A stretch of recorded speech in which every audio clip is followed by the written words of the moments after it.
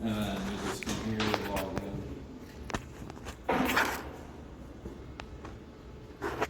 It'll just bring you to a home screen. With this job here, it's real basic. Like some jobs have graphics and everything. With this, it'll just be, it'll tell you if there's any alarms that you need to check. To check alarms, you would just go up to alarms up here. What would be an example of an alarm? It could be anything from like a device stopped communicating for a little bit, like, and it'll just say RTU 2-2, no communication return. Could be a sensor went out of range. There's a lot of things that could pop up. If it's critical, it'll say critical, and this will be flashing red. And if you have your sound on, it'll also be audible. So, these are your schedules. Right now I have everything on the same time, but it can be set up for different times based on certain areas. Like upstairs can be on one schedule, the lobby here can be on another schedule, the basement on another one, the auditorium on another one, so you can set it up based on events and who's here. That's awesome. That's great. Yeah, and I'll go over how to edit all that. No one's using space and shut it down. Basic, but start that kind of before it can reprogram all of it. These are all your areas. I can change the name of these two to correspond to where it's at. But B1's the basement, G2. Does it correspond to the list that's right above it? Or? You would have to click on the RTU 2.2 and 2.3. Those correspond, which is upstairs. But the rest they don't. Like the auditoriums, RTU G1. I can put auditorium in there though. Yeah, that'd be great. Yeah, because it says who can. Like right here, it says which schedule controls it. Oh, okay. But yeah, You can kind of figure it out. Yeah. It'll be helpful. yeah, I'll do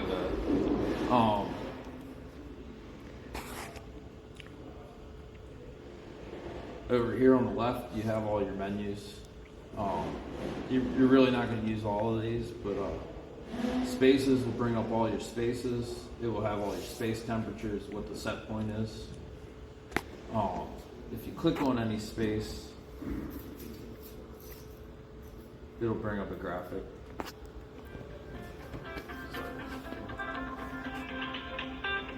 Have a graphic on how the unit's running.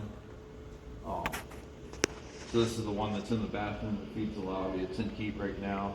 It's putting out 50% heat. The fan's at 100%. The space temperature is 69.5 and the set point 69.5. This arrow right here next to the set point, when you click that, this is how you edit set points. So right now, temperature is set to 72. If you wanted to release that override, you can just hit apply, release all manual overrides, hit apply. See that option there allows us. Yeah, so that goes. Value into that. Well, that. You can set it. So that's if you change it, yeah. So right now it goes back to, this unit's a little different where it'll actually go back, if you release your override, it goes back to the thermostat. The other ones all go back to a set point that's actually just in default here. So yeah, you just, when you click this, you can hit change the control point value.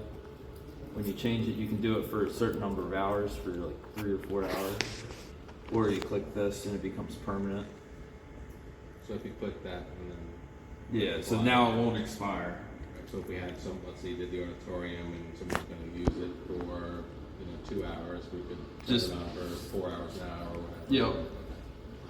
And that's just for the set point, and it'll revert back to what I think on all of them it is 72.5 is what it defaults back to. And there's an offset, so 72.5 isn't like the actual set point. Heating will be to, it's a 1.5 degree offset, so heating will be to 71 then, and then cooling will be to 74. And then once it hits that 74, it'll kind of ramp down the cooling and keep cooling until it hits 72.5, then it'll shut cooling off and just kind of have airflow with no actual heating or cooling. Same with the heat, it'll heat up to 71, and then it'll shut off and then ramp down, and then once it hits 72.5, it'll turn the heat off and just kind of let it move air. That way it's just more energy efficient.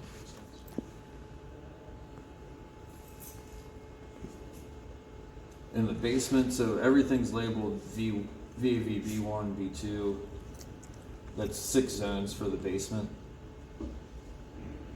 I notice it has the current temperature and the set temperature. Is there any way to see kind of like a high-low or where it's been at over the last like 24 hours, for example? So if you click up here, data logs. Yep.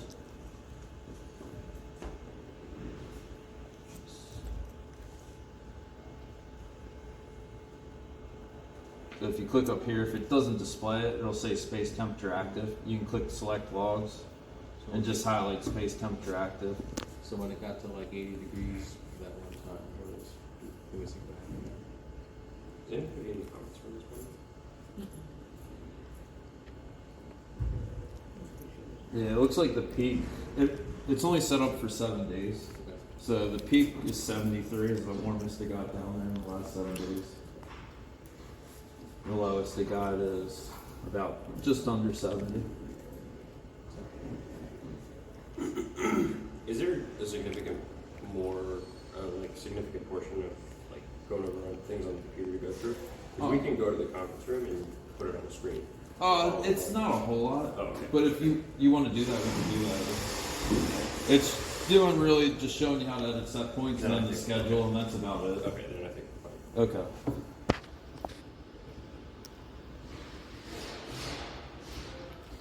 When you go into these, like, I'm going to have your account set up that it'll bring up this graphic first. But also, if you just wanted to see more points, like airflow set points, and what your airflow is, it's all right here under status. And you can just see what space temperature set point, what it is from the BAS, which is that point you added right there. It's called space temperature BS. The active set point is what it is with the offset, and so this is, you set it to 72. After it's got an occupied offset of 1.5 degrees. This is now your current, like the temperature it's going for. It's in heat mode. It's got offsets of 70.5 is the heating set point. Tom, do you recall the first video training we had when they were plugged in downstairs? They mentioned that there were different settings for different areas of the building, but based on outdoor temperatures and other things that they started up at different times. Is that this? So for outdoor temperatures, that's only going to be like the air handler downstairs. It's because that serves a bunch of VAVs, so it's not a set point you're going to adjust. It's just a set point to discharge air out of it. So like this time of year when the temperature hits 55 degrees, the max discharge temperature will be 65 degrees. And then when say the temperature gets up to 70 degrees outside, it's going to discharge 55 degrees. So that way it can cool and heat at the same time because there's local heat on all the VAV boxes. Okay. The way it was described to me was that if we had, let's say, a certain space set to a certain temperature at a certain time, depending on the outdoor temperature, it might turn on 30 minutes before that. Oh, okay. Yep. So, yeah, I'll get to that. That's on schedule. Gotcha. Yep. Okay, cool. Yep. So, yes, it does do that. Okay. So, yeah, we don't need to jump ahead if you. No, that's about where we're at. Okay. So we can go to schedules. That's probably what we're. Yeah. So right now, Looks like optimizing based on use. We don't know who's going to be there. Yeah. Right now it's set 5 a.m. to 10 p.m. except the lobbyists. Looks like it's. You have all areas. Yeah, it looks like the lobby's set to 7. I might have to change it. Oh no, that is set to 10. That just has optimized cool down. So optimized startup is what you were talking about. So see, it's set to 5 p.m. and that's where. But then this gray area right here, that's the optimized startup. It looks at the outside air and it looks at the space temperature and determines what time it needs to come on up to 2 hours earlier. And then just to get the spaces. So that 5 a.m. time is the time that, so if it's set to 72 degrees, at 5 a.m. it'll be 72 degrees and it'll determine what it needs or to pretty do. close to it. Right. Sometimes if it's really cold out or really hot, it's not going to hit that. But yeah, generally it'll be close. Probably need to adjust that to like at least 7 or 8. Yeah. Can we adjust that now? Yeah, so- Right, that makes sense, right? And we know it's over here at 5, and if they are, we can adjust it. And there is an overnight, kind of temperature too, right? It doesn't just. Yeah, show so up. when you're not scheduled, it's set to, the minimum temperature before heat comes on is 60 degrees. And then the maximum temperature is 85 before cooling comes on when no one's here. And it's set there because if like no one's here, that gives that 2-hour time to bring it down to where you need to bring it. Yeah, I think the building's pretty thermally tight. Yeah. And we'll see what happens in time if we need to adjust that. Okay.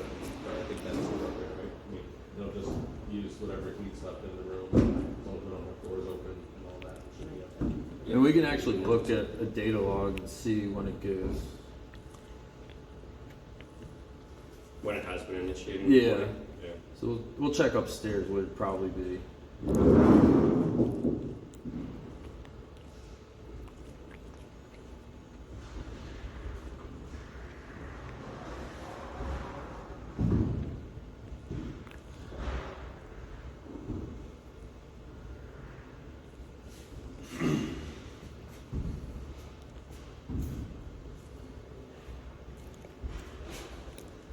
Yeah, so at night when it's not occupied, it looks like it's getting down to 68.5 is the coldest it's gotten so far. Oh, that's great. Yeah, so Okay. even just when it goes off, it's only losing a couple degrees. I mean, it also hasn't really been 5 degrees outside, it's maybe gotten. Yeah. Yeah. Maybe gotten to the 20s, but, Yeah. okay.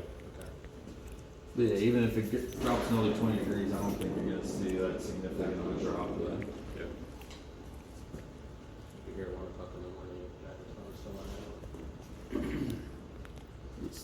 so to edit a schedule, because it's each area set up on one, Right. you have to, like for times it's occupied, unoccupied, you do have to go here.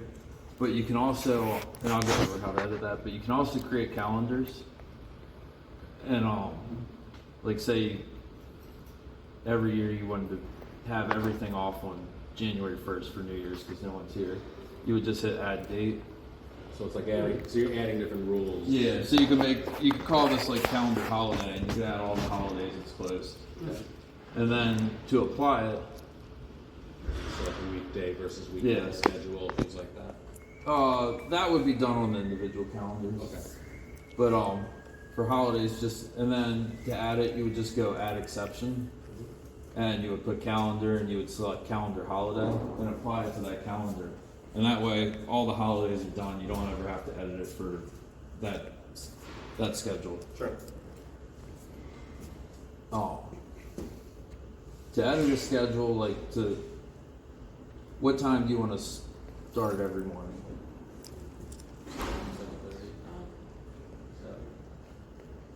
7:30. Yeah, they'll probably start beforehand. But Yeah. So like to edit every day, like you got a schedule and you would just hit on this page. You would select the schedule. You would hit edit, and then just clear all, and then add event, and we could put 7 a.m. And what time do you want it to go off? People have been here, I've seen people here up until 9, 10 o'clock. Yeah, To 10 p.m. yeah, 10 hours. You put 10 p.m. That's unoccupied, and then you select the days you want to do. Just hit add and update, and now that schedule's set for that. For the whole building. So right now it's just auditorium because there's 4 different schedules, so you got to do it for Oh, okay. yeah. Because that way, like say the upstairs is only occupied from 2 to 7, you could set that schedule up to be 2 to 7 every day. Or Wednesdays, you can select each day and do which one you want to do.